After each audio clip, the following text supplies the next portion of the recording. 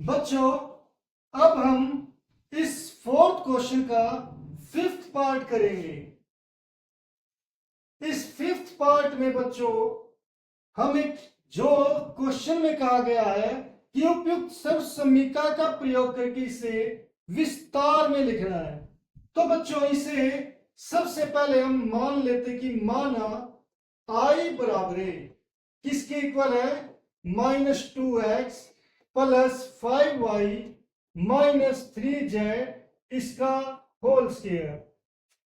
अब बच्चों हमें उपयुक्त सर्वसम्मिका याद करनी है। बच्चों उसके लिए हम देखते हैं कि जो ये स्क्वायर है,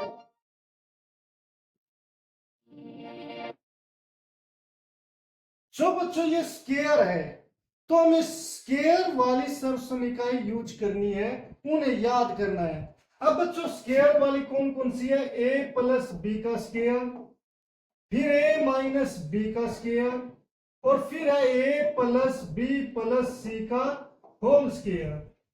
अब बच्चों यहां पर केवल दो टर्म्स है और यहां पर कितनी है? 3। तो बच्चों ये सर्वसम्मिका यूज नहीं हो सकती। ऐसे इसमें दो टर्म और इसमें 3 है तो ये भी यूज नहीं हो सकती। तो यूज कौन सी होगी? a प्लस बी प्लस सी का होल स्क्वायर। उसके लिए मगर बच्चों यहां पर इसने माइनस दिया, यहां पर भी माइनस दिया, और हमारे यहां पर सभी प्लस में है। तो हम इसे प्लस में कैसे लेकर आए? तो बच्चों उसके लिए ब्रैकेट में जो ये -2x है, आप इसे ब्रैकेट में लिखे, फिर प्लस 5y, फिर प्लस जो ये -3z है इसे भी आप ब्रैकेट में लिख दो और ये हो जाएगा स्क्वायर। तो बच्चों यहां पर भी प्लस है, यहां पर भी प्लस है। तो अब हम क्या करें कि मान लेते हैं कि माना जो ये 2x है बच्चों, -2x है, इसे a मान लेते हैं। फिर बच्चों इस 5y को b मान लेते हैं और -3z को c मान लेते हैं। ये मानने के बाद बच्चों हम लिखेंगे, इसीलिए जो i है वो किसके इक्वल हो गया? इसकी जगह आप a लिख दो प्लस 5y की जगह b और -3z की जगह c और उसका होल स्क्वायर। अब बच्चों आप इस सर्वसम्मिका को एक्सपेंड करो, यानी कि इसका फॉर्मूला लिखो। तो वो क्या होगा? a square plus b square plus c square plus 2ab plus 2bc plus 2ca।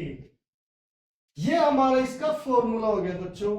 अब इसीलिए जो आई है बच्चों, जिसको हमने सिंपल फॉर्म में लिखा है वो यहां पर लिख दो, -2x plus 5y plus -3z इसका होल स्क्वायर। अब बच्चों हम यहां पर राइट हैंड साइड में a की जगह -2x, b की जगह 5y, c की जगह -3z लिखेंगे। तो a की जगह क्या हो गया बच्चों? -2x इसका स्क्वायर, प्लस b की जगह क्या हो गया बच्चों? 5y इसका स्क्वायर, प्लस c की जगह क्या हो गया बच्चों? -3z इसका स्क्वायर। अब आ जाते हैं बच्चों प्लस 2ab पर। तो प्लस 2 की जगह 2, a की जगह हम लिखेंगे -2x और b की जगह 5y। अब बच्चों हम नेक्स्ट टर्म पर चलते हैं, ये है +2bc। तो यहां पर बच्चों +2, b की जगह क्या है? 5y और c की जगह कितना? -3z है। अब बच्चों बची ये लास्ट टर्म, तो इसे +2 c की जगह -3z है और x की जगह बच्चों कितना है? -2x है। अब बच्चों हम इसे सोल्व करेंगे। सोल्व करने का मतलब है जहां पर मल्टीप्लाई है मल्टीप्लाई कर दो, जहां पर स्क्वायर है वहां पर स्क्वायर कर दो। तो बच्चों यहां पर स्क्वायर है, माइनस का स्क्वायर क्या होता है बच्चों? प्लस ही होता है। तो प्लस लिखने की जरूरत नहीं है। 2 का स्क्वायर क्या होता है? 4 और x का स्क्वायर क्या होता है? x square.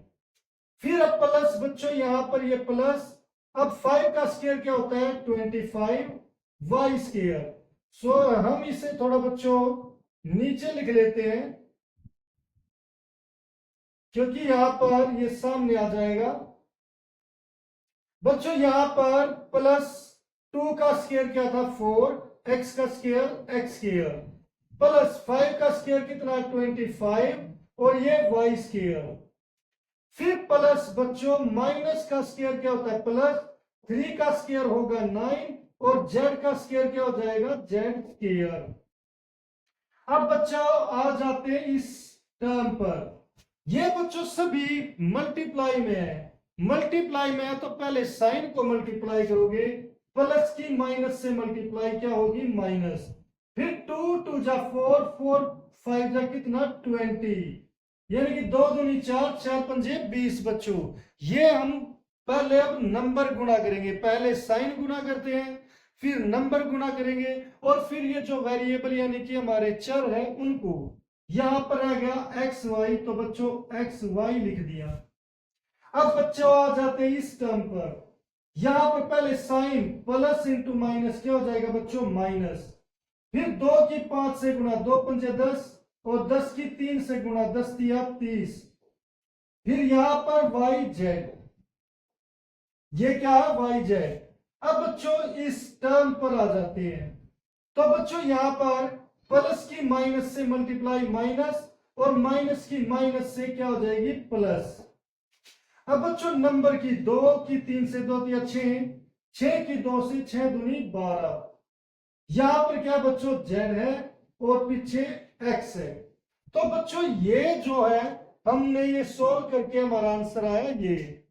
तो इसीलिए बच्चों जो आई है जो किस फॉर्म में दिया था हमें इस फॉर्म में दिया था तो ये क्या हो जाएगा -2x प्लस 5y -3z इसका स्क्वायर है जो उसे हम क्या लिख सकते हैं 4x square plus 25y square plus 9z square -20xy -30 yz plus 12zx। तो बच्चों इस तरीके से हम इस सर्व समीकरण का यूज करके इस क्वेश्चन को सॉल्व कर सकते हैं।